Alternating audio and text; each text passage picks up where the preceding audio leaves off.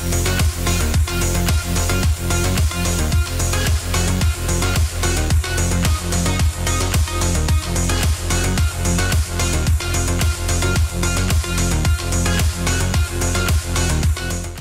semuanya, selamat datang di channel Auto Driver.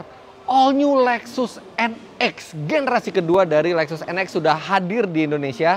Dan kami sudah melihat langsung mobil ini. Dan di video ini kita akan lihat bagaimana first impressionnya. Karena bukan hanya berubah model, tapi mobil ini mengusung teknologi-teknologi terbaru Lexus yang bahkan di model lainnya belum dimasukkan, tapi sudah ada di mobil ini. Dan kita lihat apa saja, karena dengan melihat mobil ini kita juga bisa melihat seperti apa Lexus di masa depan.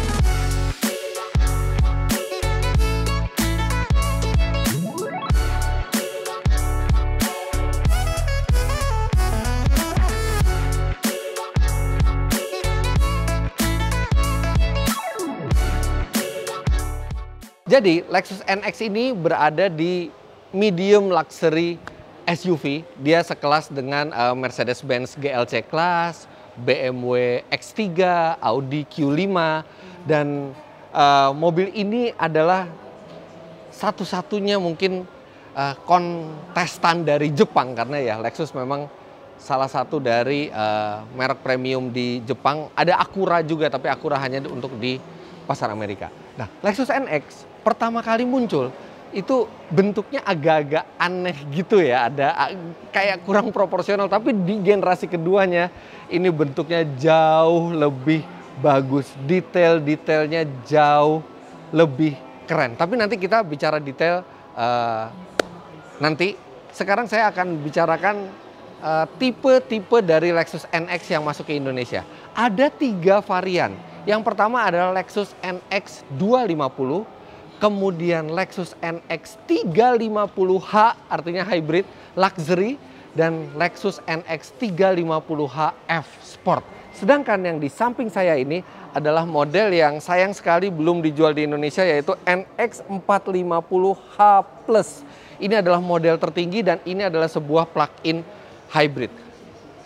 Yang berbeda adalah penggeraknya, tapi teknologinya, fitur-fiturnya semua sama dan bisa diadaptasi oleh NX 350h. Jadi kita akan lihat detailnya. Kita mulai dari mesinnya dulu.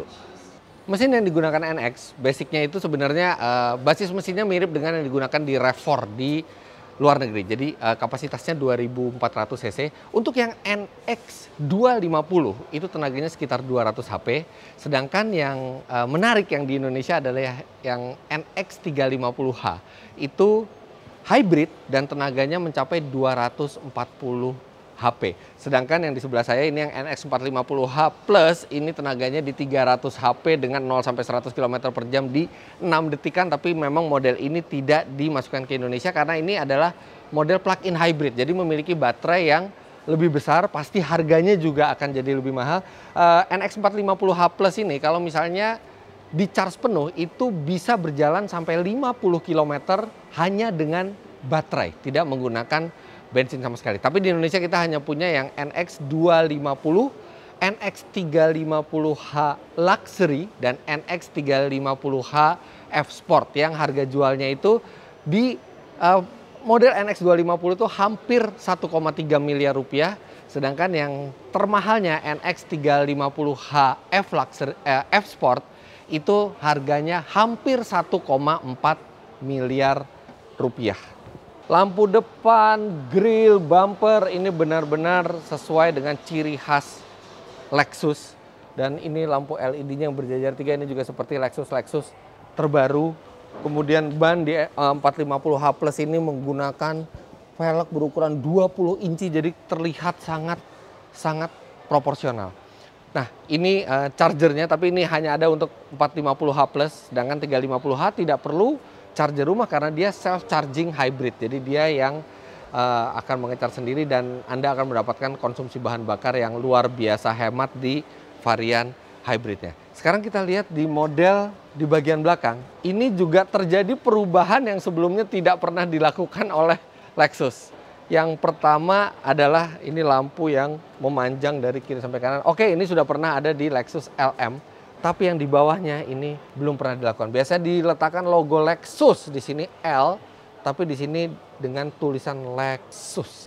Entah kenapa, tapi jadi ini pertama kalinya model Lexus tidak ada logo L tersebut.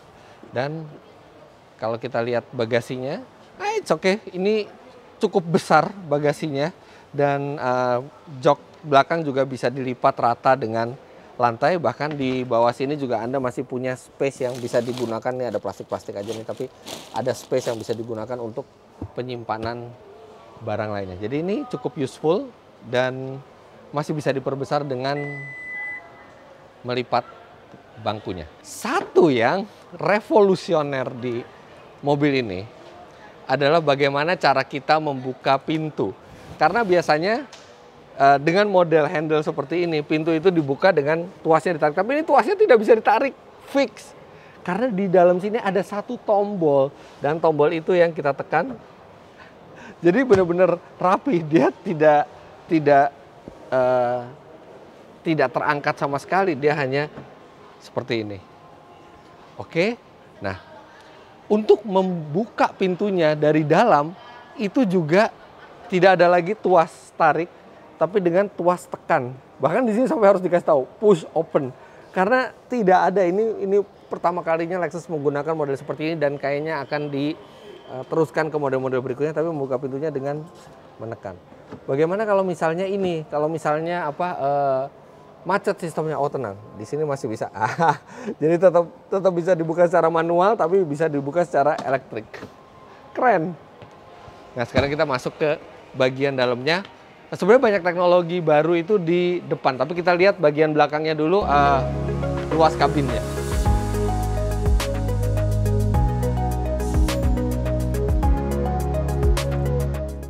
Oke, di bagian belakang sini kalau boleh jujur emang nggak lega-lega amat, tapi masih cukup memadai. Saya tingginya 177 cm, ini posisi berkendara saya. Masih ada cukup ruang kaki dan ruang kepala juga masih cukup lega, dan yang menyenangkan bangkunya ini bisa di reclining, walaupun recliningnya tidak elektrik, dia masih manual dan ini cukup rebah. Dan sudah ada entertainment system, dan entertainment systemnya ini kalau sama seperti yang di ES300h ini, dia bisa tethering ke internet dari handphone Anda dan Anda bisa melihat Netflix, YouTube, semua Anda bisa lihat di layar belakang ini. Kemudian ada 2 buah USB slot di sini dan 1 slot 12 volt, tapi memang sayangnya untuk AC belakang belum ada pengaturan terpisah. Jadi ini hanya angin dari AC depan, tidak bisa diatur secara individual. Dan di sini pun juga tidak ada untuk mengatur AC-nya, tapi ini sandaran tangan yang cukup proper. Sekarang kita lihat ke bagian depan. Nah, banyak hal baru di bagian depan ini. Yang pertama, instrumennya sekarang digital, tapi memang sayangnya tidak full digital, tapi minimal tengahnya sudah digital, dan ada sebagian kecil di bagian bawah itu yang bisa dikonfigurasi lah untuk berbagai berbagai fiturnya. Nah, ini dia ketika dimatikan dan dinyalakan, dia setir secara otomatis terangkat dan bangku otomatis mundur untuk memudahkan akses kita. Nyalakan dulu, tidak ada suaranya karena ini adalah sebuah plug-in hybrid, jadi masih menggunakan tenaga baterai. Posisi berkendara bagus dengan pedal model organ dan ini ergonomis, serta layarnya sekarang besar sekali di sini. Layar 14 inci dan sudah tidak ada lagi touchpad di sini. Tapi sekarang sudah semuanya layar sentuh di sini, dan Anda yang terbiasa dengan Lexus sebelumnya akan menyadari betapa sedikitnya tombol di konsol mobil ini karena sudah dikurangi, sebagian besar dimasukkan ke layar. Ini bahkan AC juga hanya disisakan 2 tuas ini untuk mengatur suhu, sisanya itu ada di layarnya. Untungnya AC ini ditempatkan masih di bagian bawah dari layar, jadi masih tetap sangat mudah untuk menggunakan, walaupun tidak semudah menggunakan tombol fisik, tapi mobil jadi terlihat rapi dan masih bisa dioperasikan dengan tidak begitu sulit. Kemudian yang saya suka juga, Lexus masih meninggalkan tombol volume di sini untuk mengatur volume tanpa harus mencari-cari tombol sentuhnya, jadi masih tombol fisik di sini. Dan akhirnya Lexus melepaskan sistem mode berkendara yang biasa di sini yang seperti tanduk itu, sekarang ditempatkan secara normal. Di sini ada Eco, ada normal, ada Sport Plus, bahkan ada custom juga. Serta desain baru dari Lexus itu juga ada di ininya. Transmisinya keren sekali. Seperti itu. Jadi yang bagian sininya tetap hanya bagian sininya yang bergerak. Ini kalau mau maju ke belakang, kalau mau mundur ke depan, kalau mau sport mode atau S ini ke belakang, dan ini ada tombol P untuk parking. Sisanya hanya tombol-tombol fungsional yang memang harus ditempatkan di sini. Rem parkir elektrik, ini kecil sekali, rem parkir elektriknya hanya 1 jari. Ada auto hold function, stability control, off-road mode, dan ada hybrid mode serta EV mode di sini. Itu baru satu. Kemudian sistem head-up display-nya ini juga revolusioner. Karena ini bukan hanya besar, tapi banyak sekali informasi yang bisa ditampilkan oleh head-up display-nya. Bahkan Lexus sampai menempatkan dua lokasi untuk mengatur head-up display. Jadi di sebelah kiri dan kanan itu ada tombol berbentuk page.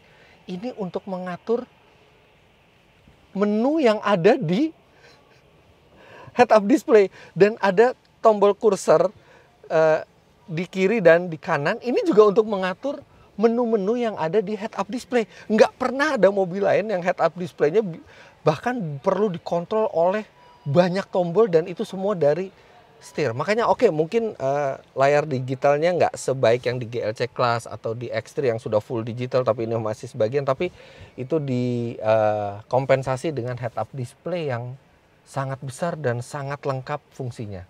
Kemudian di sini ada cruise control, dan kita bisa lihat cruise controlnya sudah dilengkapi dengan fitur safety sense ya. Jadi ini sudah bisa semi autonomous. Materialnya ya, ini mobil premium, empuk, dan terasa sangat berkualitas di dalam sini. Kemudian USB-C slot ada, dan USB biasa masih tetap ada, jadi masih bisa untuk gadget-gadget yang lama kabelnya. Wireless charging sudah di sini. Kemudian ini konsol tengah ini bisa dibuka dari kiri dan dari kanan. Ini sebenarnya desain ini originalnya kalau tidak salah ingat itu dari Mercedes-Benz. Dan sekarang diadopsi oleh banyak pabrikan karena memang sangat memudahkan kita untuk mengambil barang-barang. Nah, entertainment systemnya ini juga cukup responsif ininya, pengoperasiannya. Dan terlihat besar dan membuat kabin Lexus ini tetap terasa seperti Lexus, tapi jauh lebih modern. Yang tidak begitu modern adalah setirnya. Ini setirnya masih model yang seperti sebelumnya gitu, dan materialnya juga biasa saja di setir ini, tidak sebaik yang dimiliki oleh Mercedes-Benz atau BMW. Agak kebanting setirnya dengan interiornya yang sudah revolusioner ini. Sunroof, kemudian nah ini spionnya, ini juga ada anti silaunya di sini, model pencet seperti ini. Jadi dia tidak auto tapi masih harus dipencet. Secara umum Lexus NX generasi kedua ini bukan hanya mengubah model dan drivetrain-nya, tapi juga menjadi salah satu mobil pertama yang mengadopsi teknologi serta layout baru dari Lexus. Dan ini sangat menarik. Tidak sabar rasanya kami mencoba mobil ini untuk tahu bagaimana performanya, bagaimana impresi berkendaranya, kenyamanannya, konsumsi bahan bakarnya, apa saja plus dan minusnya saat dikendarai. Tapi itu nanti bisa kami lakukan setelah kami mendapatkan unit test dari mobil ini, tentunya entah yang NX250 atau 350h hybrid. Jadi begitu saja hasil first impression kami tentang Lexus NX generasi terbaru ini. Cukup banyak perubahannya dan cukup signifikan. Jangan lupa Anda klik like bila menyukai video ini, komentar di bawah, dan subscribe ke channel Autodriver jika Anda belum. Main-main ke website kami di www.autodriver.com serta download aplikasi kami Autodriver di Google Play Store. Terima kasih banyak Anda sudah menyaksikan. Sampai jumpa di video selanjutnya. Bye-bye.